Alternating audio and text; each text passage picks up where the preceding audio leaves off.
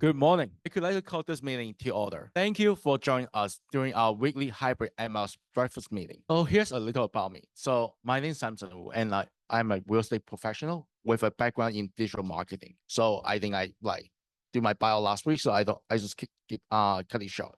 So currently I'm working with Pinnacle Real Estate Group, focusing on commercial properties. Over the past 12 months, I have closed 45 million in deals with 30 million of that in commercials. For fun, I enjoy playing badminton, snowboarding, mountain biking, and exploring new places. Thank you. Now, help me to welcome our guest speaker, CEO of Western Gable Valley Realtor, Albert Tran. Thank you. Oh, I didn't know that was so warm welcome there. Thank you. We don't have a speaker coming in this week, so I just fill in. And I thought, wait a minute, what kind of good topic for all of us to learn together? So we learn together. I'm not teaching you, but we learn together, okay? So I thought about, okay, a lot of scammer out there, a lot of hacker out there. Why don't we just do something to protect you all? Okay. So here I am, and I am the NAI instructor teaching realtor safety class. We're supposed to have a realtor safety summit this month. This month, September, is the realtor safety month. But for some reason, we couldn't get the chief of police coming in. So instead of that, we cancel. So I take this over to fulfill one of the NL core standards that we have to fulfill every year. So I'm using this opportunity to teach you all. Before I do that, you look at the title, How to Protect Yourself Against Scammer and Hacker. You know what a scammer is, right? Do you know what a hacker is? How many hackers are there? What type of hackers are there? They call black hat hacker. Imagine they're high in the garage or in this house. They probably rent or a cost center, a whole bunch of people who wear black hats together. They're the one who scam you with the money. The white hat hacker, actually, they're good people. They're like a security people. You hire them to protect your system. Okay, imagine the security person that we hire after the Monterey Park shooting. We hired a security. You come in, he watching you, make sure you're not carry a gun or do anything that's special, kill other people, knife and stuff like that. Imagine that, people. Imagine cybersecurity, the person that wear white hat, right?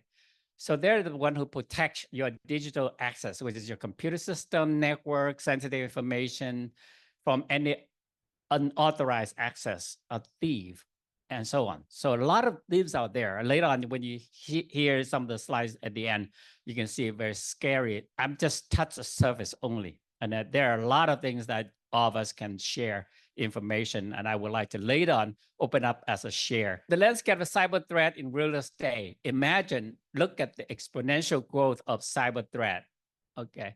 Because we are so connected today. We share so much. We go into Facebook page and we like it, we share with somebody, or you share information with, some photo that you want to share. We are very distracted than ever. Why? We look at iPhone all the time. We look at the Android machine all the time, or a computer. So we are distracted, and we trust each other more than ever. So those are the things that really drive cyber threat.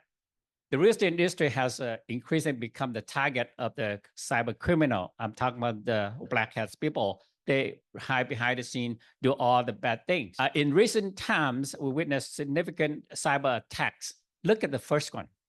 Didn't we witness that last year? Rapatoni down for 2 weeks. Fidelity National Finance suffered the breach and compromised sensitive information with 1.3 million customers. Mr. Cooper, for those of you who work in the mortgage, you probably hear all about this. And mostly go to loan provider, Loan Depot also has another ransomware attack. So expose 16 million customer records, and not to count some other industry too. We just focus on real estate industry only. Now, let's take a look at statistics. If you do a Google search, all of this information is on the Google. Cost had peaked to $4.45 million now. You had a bridge linger of 207 days, undetected, or 277 days to resolve. That's a long time, almost close to a year to resolve. You think about it, and lost money too. Why? It's a human error. 74% of bridges down to the human mistake. Training is a key. A legal charge is only 0.05%. So there's something wrong with our legal system, not be able to catch off these bad criminals. And identity risk, FTC, the Federal Trade Commission, saw that 1.1 million identity theft reports, personal data at high risk. And then last, awareness gaps, only 64% of people unchecked for bridges and 56% unsure of the post-bridge action. So cybersecurity prediction for 2024, look at AI. You heard so much about artificial intelligence. They help us a lot to do a lot of work. Expect more complex AI power cyber attack on real estate transaction. Cost of bridges is financial repercussions of bridge likely to increase with a digital adoption, of course. We know about it. Prevention measure, how to prevent it, emphasizing cybersecurity training to counter this AI threats, regulatory changes. So hopefully stricter data protection law anticipate for the AI risk. So AI is going to be a big problem, not only 2024, but I think it's going to be more than just 2024. Email security. Email security, who think that email is very secure? Hacker in between. Yeah, the phishing, they're going to be in between. They phish your information, right? Should you do email in the hotel, non-secure internet? Should you do it in the airport? Should you do it in Starbucks? There's not a secure communication channel. How many emails do you receive every day? Just throw a number. Oh, very close. This average is 122. So imagine you have 10 agents in your office. Each of them get 122. You time 365 days. That's about 500,000 emails coming into your server, right? If you host that server or go somewhere, 1% of them click on, that's about 5,000 chances to get the malware or they call malicious software. Every email passed through third-party server. Imagine who has the Gmail account, just by raise of hand. Okay. So you send out from Gmail, what happened? You send out from Gmail, what happened? You send it to somebody in Yahoo, let's say, from Gmail.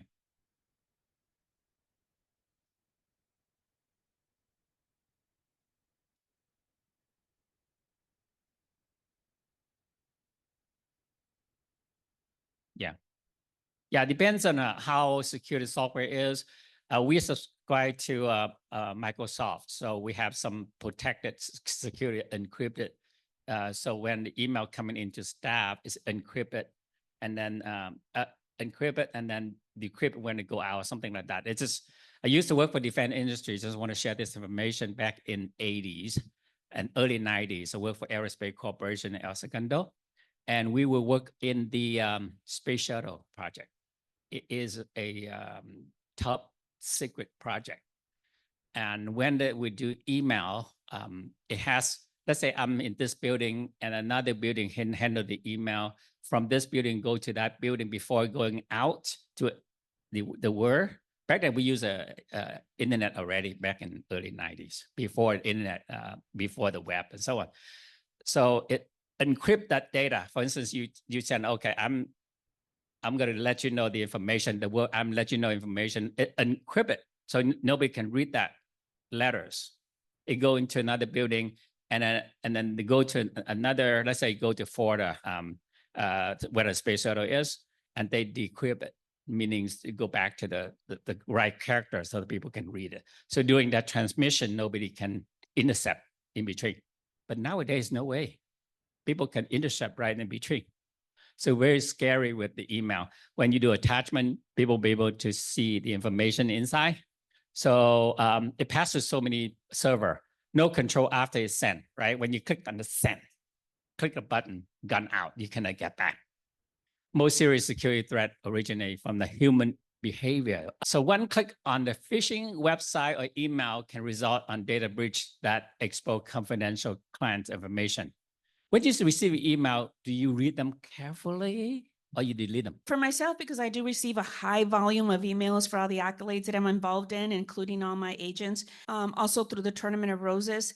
I've been trained to be able to identify emails and how they look like a potential hack. So as soon as there's an email that looks funky, that has a lot of numbers and it doesn't look right, I automatically report them to spam and I delete them immediately. If I get them on my phone, I put stop and then I also report it. Perfect. Yeah, thank you, Thank you. Maria. Yeah, please. I just do want to warn you because a lot are the companies, you will see Netflix, Microsoft, Chase, all of them, these hackers are using those companies so you to reply, but it's not them. It already happened to me 4 times and I don't reply. In fact, yesterday I received a email from Chase, data breach, 3 emails. Ticketmaster, I bought last year, I bought tickets to see the LAFC Galaxy game. I received a letter from Ticketmaster, data breach. All of this is happening. Companies that you even trust. Okay. Thank you that's so all I much. Yeah, wanted to say. we Be appreciate careful. it. Yeah. So one clicks that really phishing the website. Okay, you gotta be careful all those because of the malware gonna be malicious software will be installed in your machine, or some virus gonna get into machine, destroy your file, or worms. You know what the worm means? Just like look at a worm going from one house to another. This is a worm is going from one computer to another. So it's very scary. Yes, David. Can we trust antivirus software? Yes, we should trust them because they're the one. Unless somebody from overseas doing that, then we don't know whether our information get protected or not. But I think Norton, like McAfee and so on, I think we should trust them. And Trojan horse, when it get touched the machine, might destroy your machine in there.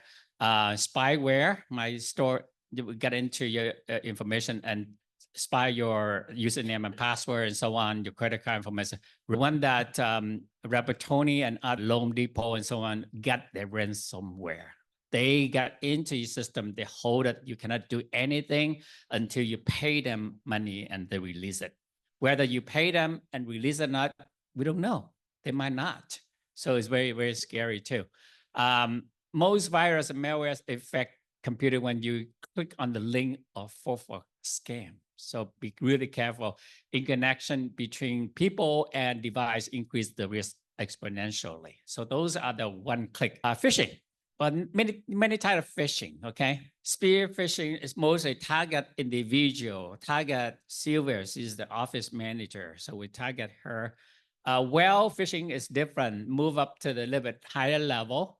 Phishing some of the high-level manager, vice president, or senior vice president, a CEO, and so on. Angler phishing is target those social media user. Be careful when you are using social media. They might text you, and then if you don't notice it, you click on the link, it could be get into some of those malwares that we talked about earlier. A lot of typos in the emails. There are 6 flags of the phishing email. Email is not solicit, sense of urgency. They ask you to do something. Okay, pay the money now so that you can close escrow, things like that. Require click on link. Okay, so those are the things to keep this in mind. Later on, I'll show you one email that kind of demonstrate all of these points. Request sensitive information. You pay, give them credit card information, your social security number, driver license, all those stuff. Request to conduct a monetary transaction. Okay, you're gonna pay the dues, pay the end of this year, we're gonna ask you pay some renewal fee and so on. So be careful, it's had to be coming from us. If you doubt about it, just call us and let us know. Display authority. Okay, I am the senior manager, I'm gonna ask you to do something. So if an email contains 3 or more of this red flag, that it becomes a phishing email. 91% of all cyber attacks start with a phishing email. On August 20th, 32 days ago, one of our members sent email to Belinda, and another lady walked in, same email, say she clicked on that link, renew now. They asked her to pay $289 renew fee. She's about to type the information with credit card information in there. So something's not right. This is not NAR, this is not CAR, this is not West End Gabriel. She come in to the board and let us take a look at it. Similar email. But if you look at carefully at the email, the first line from certification net notice, it has NACREP alert at leadersandtrust.com. So I look at this email. The first few characters seems to be okay, but last domain name is kind of weird. Leaders and Trust. I type it in to the browser, nothing show up. This company is not exist. So that's one problem there, right there. That's one of the misspelled thing that they try to, it might be exist in overseas. Well, we don't know, right? It's overseas. That's how they kind of scam you. And then the second thing is renew now. And we get into the credit card information, and that's what they get your money. Okay. And they use a company called NA, that's a National Association Accreditation Real Estate Professional. And I went in this morning, I went and said, hey, wait a minute, is this company exist? Oh yeah, it exists. They do something. They in New York, and I look at the bottom part. There's the address and down below, almost similar to the address in New York, but it's so weird. They put a little FRNT right after 3rd Avenue, and I don't know what it is. It is a suite number 1322, which is in New York, an actual company there. They do all this certification or something, but it's actual. But when you click on it, it's not exists. I mean, they take you to some other place that you pay for. So be really careful. If you in doubts anything, just call the source, okay? Because this is very important. So all of this consider as a phishing email. Wire fraud is the most common in the real estate nowadays. Combine phishing with wire transfer fraud. Phishing, we just talked about phishing email. If you see the email from some source, authority source, say, oh, you need to send the money now, or so that we can close the deal tomorrow because the urgency, right? It's going to close in 2 days. Earlier, the previous email about renew in 2 days. You have to renew it now by 2 days. Otherwise, we cut you off or something. Something with this transaction, you need to do it right away. Thank God nowadays, escrow company has very secure system that you have to go through before they can disperse the money or something like that. So controlled by that. Urgent email in person at the real estate professional or other like loan officer, accountant, attorney, and so on. Those are very authority people ask you to do something. Ask a quick wire transfer the scammer account to secure. By the way, when is money transferred to the scammer overseas, you cannot go after them. Are lost. Even FBI cannot get after them. Wire fund withdraw an account closed before fraud is discovered. Use your tax smart. Don't click on the link or open attachment from unknown source. Okay, don't click on it. When you see it now, just delete it. If it's urgent, they call us for information. Be suspicious of anonymous e-card. Be careful the e-card nowadays. Verify the request identity and query independent before sharing confidential information. To be sure, if you share some of your information, sure you know that person. That person, they might put like my email. If you always see, sometimes some of you might receive my email, Albert Tran, but in their email is somebody else. It's not me. So be really careful. Look at the email first before you do anything. Or in doubt, just call me. Call the office. Watch for tip off in phishing emails. We talk about that. And always look for HTTPS. What does S stand for, by the way? Secure. Secure, because when you transfer, like remember the case I worked at the Defense Aerospace Corporation, when you email from here to there, it goes to the S. So encrypt it and then go over there, they decrypt it. So that's how they do it, back and forth. Secure password and password manager, avoid insecure network. We just talked about it. Don't go to airport. Don't go to Starbucks to do your important thing. You still can check it. Check email is okay. Yeah, check email or watch a video, stuff like that. But don't do any look at your bank information. Avoid insecure network. Adjust privacy setting. That is your iPhone or Android or computer. You can adjust those. Smart password, make sure you change the password I would recommend every month. It's hard to remember. I hate to say that. I have so many accounts and I try to use all the same but different. I think the way you do it, you put uppercase character, lowercase, and numbers, and special character. It's hard to find them, hard to crack them. Later on, we'll talk about that. Social media profile can make guessing easy because your social media profile is open to public. Everybody can see it throughout the world.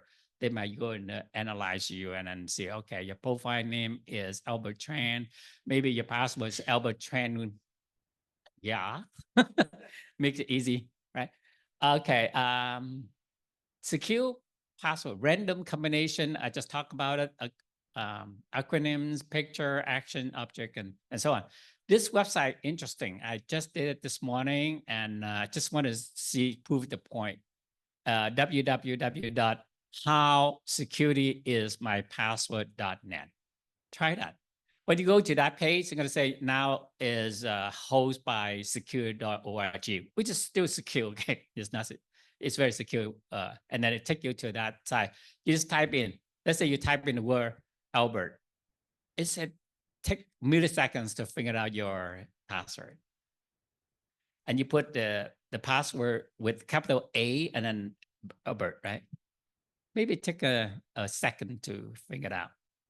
And you put out, yeah, because of the word character, I think it's something is not right, but the character S capital, but a lot of people don't type S in there, capital S. So it take longer to figure it out. Look at I love you. That one's take 1 second. 1, 2, 3, 4, 5. That's easy. Millisecond. I love you too. 14 minutes because they don't think about put number 2 in there, right? So they would take longer. It's the timing a little bit different when you try it now.